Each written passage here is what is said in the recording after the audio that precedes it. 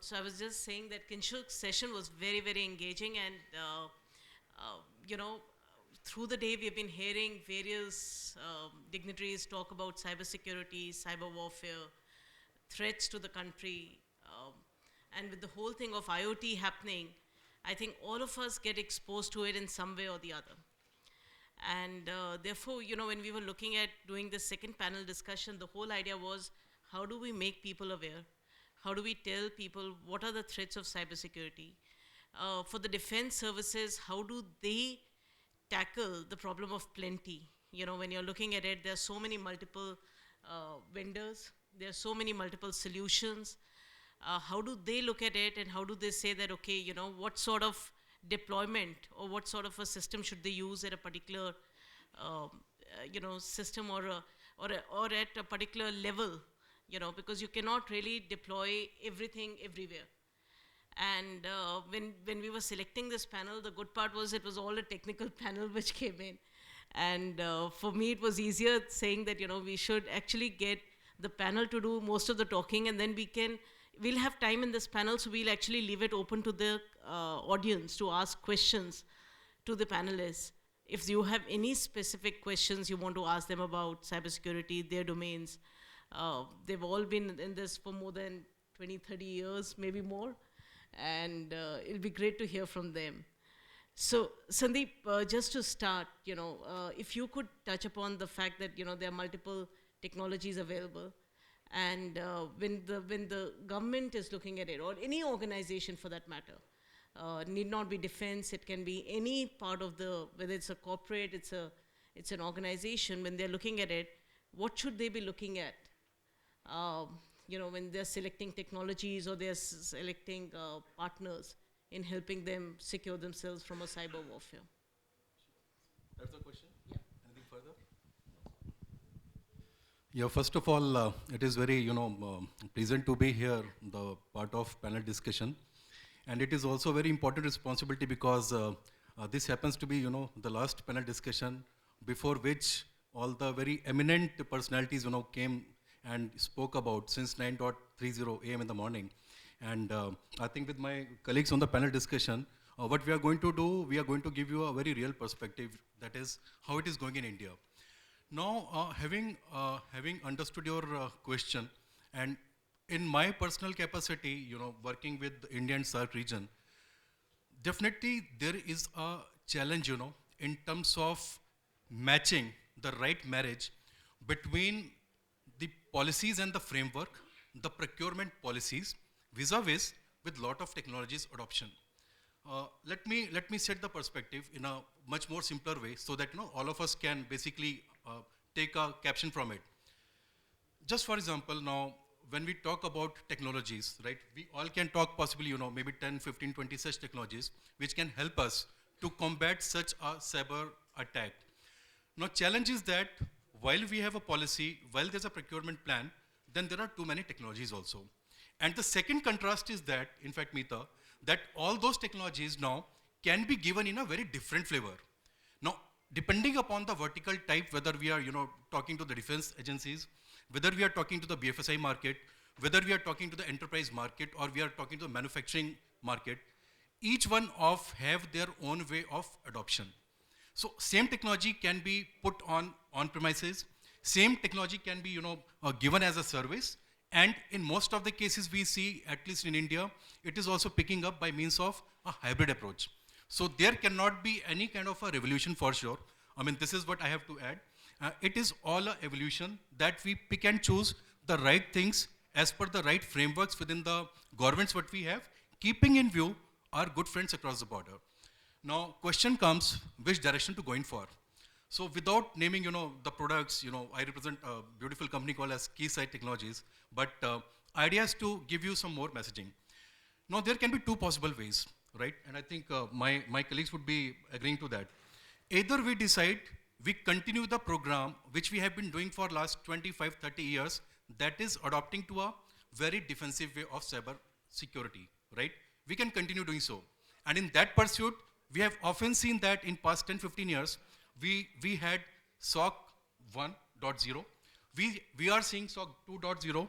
I think many of us spoke about SOC projects, but how is that we want to mature such things? So in terms of maturing such things, and if we have some policies like going in for a VAPT only quarterly, only 6 monthly, only yearly, or we would like to possibly automate that side also, wherein any threat vector which is coming, that threat vector can be continuously tested against each of the configuration, right, where it has been deployed. So we have very relevant technologies in terms of simulation tools, the breach attack simulation, which are very much available today, where the clients can utilize it to integrate with the existing SIM and orchestrate it for a continuous monitoring, right? That is one of the possible ways we can possibly limit the attack vector. The second direction, the second gap where we see a lot of gap, at least in the India as a region, it is not the tools what we have, it is the understanding of the cybersecurity. And when I say understanding of the cybersecurity, that is we as an end user. I mean, most of you as an end user, some of you as a student, some of us as a OEM or the technology provider, do we really understand cybersecurity? That is, are we practicing really the skill set which is needed to then decide which technology to adopt for? So there is a lot of enhancement. In fact, when we are talking today, there are a lot of technologies, lot of tools, like CyberRange, which are quite real to the world now. You can simulate lot of, threats. You can have a predetermined threat scenarios. One can, have their own threat scenarios and practice using that. So once that is done rightly, I think it is going to help a lot. Last one area which I want to also highlight in terms of, technology adoption.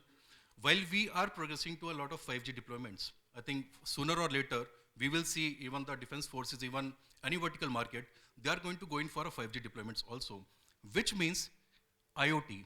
We spoke a lot today on the IoT or IIoT. So we also need to put in certain practices, certain policies, I think which government is definitely working for, to adopt for IoT security assessments. Because that is again one area where we will see a lot of threats coming in from. So I think by and large, if I have to say, it is a combination of right tools, technologies. I named about 3, and it is a right way, we can take it and adopt the right way to go in for the next step, next phases. So in fact, continuing with what Sandeep mentioned, would you like to say, you have the defense forces here. IoT is going to be the basic, it's going to be all our devices, everything is going to get connected. There are multiple vendors and suppliers across the globe which are actually giving these devices to us. What would be your recommendation to the defense services people on how do they help, or what policies should they put in place to actually prevent these cyber attacks, given that IoT is going to be there, given that everything is going to get connected, their personal lives, their professional, everywhere it's going to be happening. So what would be your suggestions or recommendations on how can they, or what should they do, or what policies should be put in place for prevention of these, maybe vendor selection, maybe something you can elaborate that on. So, see, IoT is something which is bound to come into the environment, the ecosystem, and as well as in the defense systems for sure. As of now, what we are having in the defense system is that we have some kind of a air gap that we believe in, and we assume that there is a separation from the outside world and we will be able to sustain it. But as has been discussed throughout the day here, and people have brought out that it is a very difficult situation to keep things away. What I'll do is I'll narrate 3 very interesting incidents, and then I'll come back to your question. And now these are not actually the anecdotes, but these are the experiences which I have shared, which I have seen personally. First was, we with the Cyber Center for Digital Transformation, we help organizations in getting to a digital platform, getting best part of the digital attached to their organizations. Now, while we are doing that, we also talk about the security aspects of it and the policies that should be applied and how do they take it ahead. So in one of the clusters in a remote location in Odisha, we were talking to organization wherein a small element of defense people were also part of it. And one of the organizations brought out that besides doing the various applications for the cybersecurity, what they have done is that they have also used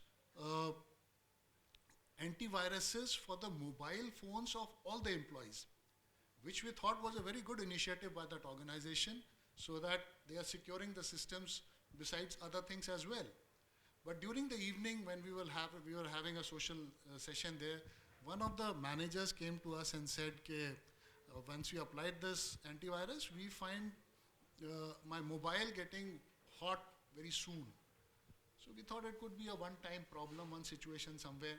So when the discussion went on further, it was revealed that the antivirus solution was bought from Delhi. And the people from the accounts team had gone to buy it. And to get a better deal, they went to Nehru Place and bought a pirated version of it. Now, what kind of policy could have helped this? So it was earlier said that there is an issue of funds and government organizations face this kind of issues. But then one has to have a policy which inculcates everything. But besides that, the culture is something which is very important even before we talk of policies. Second incident which I thought I should share here has happened to me. Post-COVID, I got a very good offer from somewhere on the net of a very attractive CCTV camera which had a lot of intelligence. It could identify movement, it could identify known faces, how can they help alarm not getting triggered if known people are entering and all. Very interesting.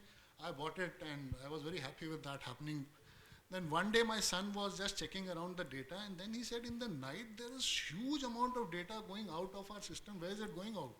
Then when we checked the IP, it was that camera. It had no business of doing it, but then it was happening. Now, third thing is, this is again during my tenure while I was in Defense Forces, which was long time back.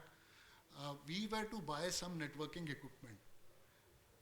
And that time the friendly country which was referred earlier also had aggressively entered the market and were offering very good products and services as well. So we were told to ensure that we don't get into that trap and make some kind of specs which cater to, which help us in removing them. So we were youngsters initially, just came out of completing our MTech and bubbling with Josh and all. So three of us sat down and made some kind of specs which were amazing as per us. And what used to happen that time was, even before the tender was floated, we used to have the specs made and then call the vendors and have a discussion just to see how aligned are we. And this was somewhere in the J&K region.